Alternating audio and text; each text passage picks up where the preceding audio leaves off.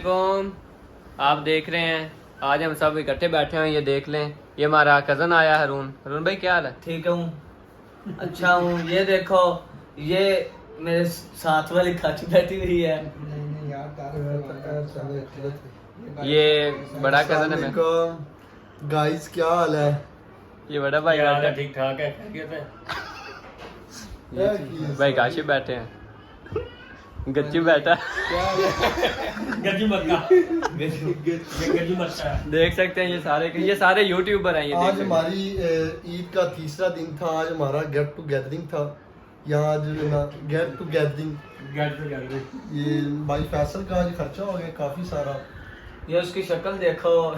वो मुंह दिखाए, वो वैसे ही बहुत बुरा हो गया मेरे साथ आज। क्या हुआ आज बड़ा खर्चा करवा दिया इन्होंने। क्यों?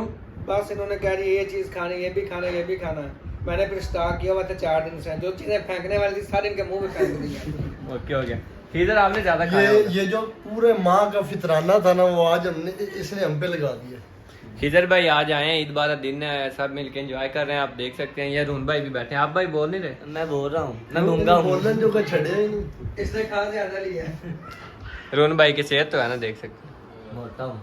बैठ ये बड़े भाई हैं, ये भी यूट्यूबर हैं। ये देखें अपने व्लॉग बना रहे हैं, वीडियो शॉट बना रहे हैं।